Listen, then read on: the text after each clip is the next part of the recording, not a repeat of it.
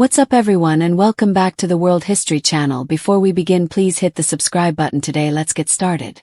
Amazing details about Amelia Earhart. Daring life. Who was Amelia Earhart? She was a flight pioneer, an author, a fashion designer, and many other things. Earhart was born in Kansas in 1897. She was the oldest of two daughters, and her mother didn't believe in raising her children to be proper and dainty little girls. Instead, they wore bloomers, pants, and had plenty of freedom to explore and do what they wanted. Earhart was a tomboy from the beginning, spending her free time climbing trees and sledding down hills. All of this set the scene for what came later, when she broke through the traditional wall of male-dominated aviation. Like other badass women who make history, the life of Amelia Earhart was all about breaking the rules and setting her own records. By pursuing her dreams, she made history. When she was a young girl, she literally rode sleds off of a roof. On a trip to Earhart was captivated when she first saw a roller coaster when she was a child in Lewis. To satisfy her craving for the height and speed of the wooden contraption, in 1904, she and her uncle built a roller coaster-like ramp and attached it to the roof of her family's shed. Earhart fearlessly went on her ramp's maiden voyage in a wooden box. She wound up with a torn dress and a bruised lip, but declared the experience to be just like flying. She went hard for women's rights. The Equal Rights Amendment, the proposed amendment to the Constitution that would guarantee women equal rights that never actually got passed, first started getting kicked around in the early 1920s, and was officially presented to Congress in 1923. Amelia Earhart, bloomer-wearin' badass, was one of its first and most ardent supporters. Earhart was also a vocal member of the National Women's Party, which was created to get women the right to vote. She somehow survived the unsurvivable. The Spanish flu ravaged the United States in 1918. In fact, it's considered one of the deadliest natural disasters of all time.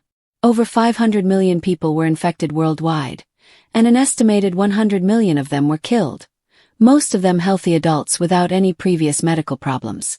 Some who survived were plagued by sinus problems, which is true of Earhart. She didn't, however, let that stop her, nor did she succumb to the flu. Your girl won, despite the fact that it took her a year to recover. Through her work as a truck driver, she paid for her own depravity. In 1920, Earhart and her father visited an airfield in Long Beach, California. There, she experienced something that would change her life. A flight with a pilot named Frank Hawks. Earhart reflected on her first foray away from Earth, claiming, "By the time I had got 200 or 300 feet off the ground, I knew I had to fly." She was determined to learn how to fly an airplane on her own, come hell or high water. So, in order to afford the lessons, Earhart worked as a truck driver, a stenographer, and a photographer. She flew across entire oceans totally alone. On May 20, 1932, Earhart became the first woman to fly solo across the Atlantic Ocean. She flew 14 hours straight from Newfoundland to Ireland. While accomplishing this feat, her intended destination, which was actually Paris, France, was changed to something closer due to icy weather. But history-making badasses like Earhart are never satisfied with single feats of prowess. So, one-upping herself, she later became the first person to fly across both the Atlantic and Pacific.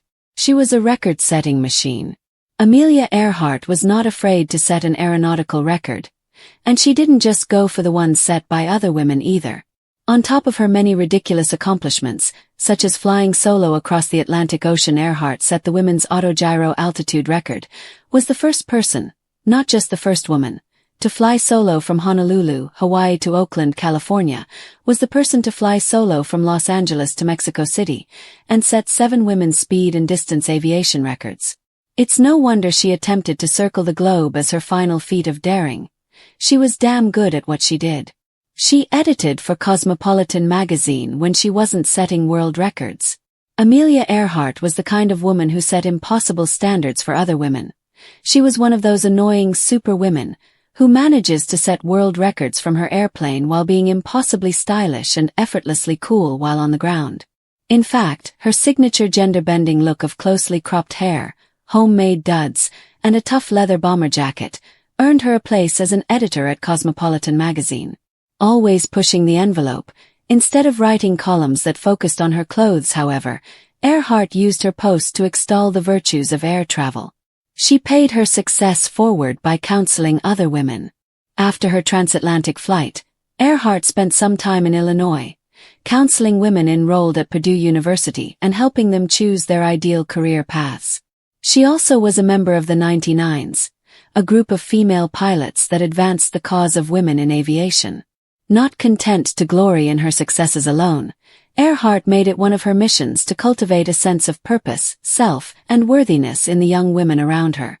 She was determined to fly around the globe.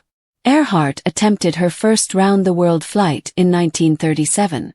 She and Fred Noonan, her co-pilot, attempted to fly to Hawaii from Oakland, California, but encountered technical difficulties and had to land. However, Earhart didn't give up and tried again a few months later after her Lockheed Electra, which was sponsored by Purdue University, was fixed. This time they flew in the opposite direction, starting in Miami and flying over South Asia, Africa, and India. They made it a total of 22,000 miles. The remaining 7,000 miles, on the other hand, had to be traveled over a dangerous stretch of the Pacific Ocean, and they vanished just 800 miles into this section of the flight plan. The fact that Earhart was never seen or heard from again sparked decades of speculation regarding her death. She might have survived as a Pacific Island castaway.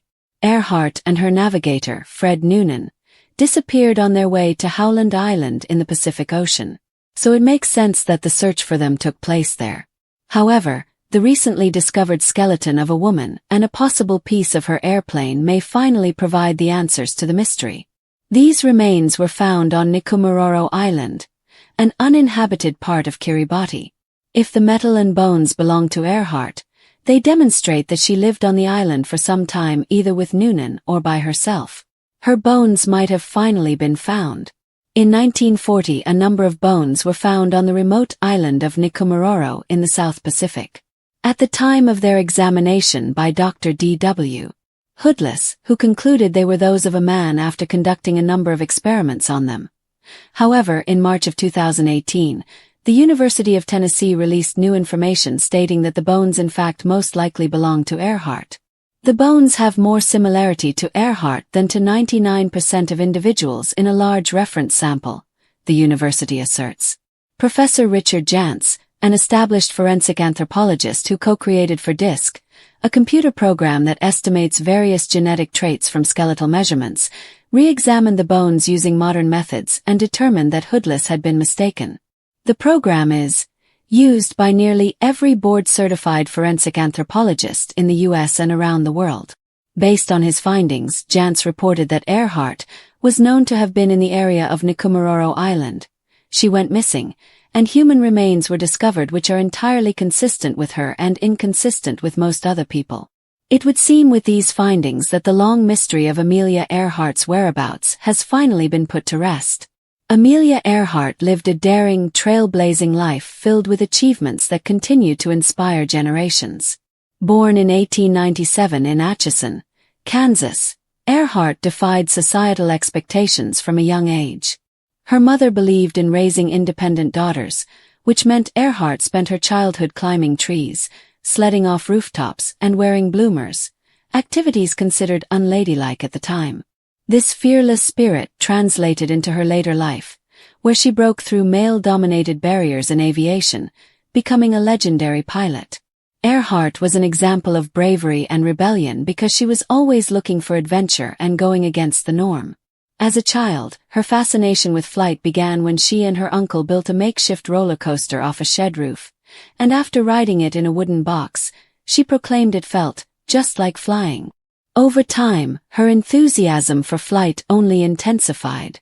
She first took to the skies in 1920 with pilot Frank Hawks and instantly knew she had to fly.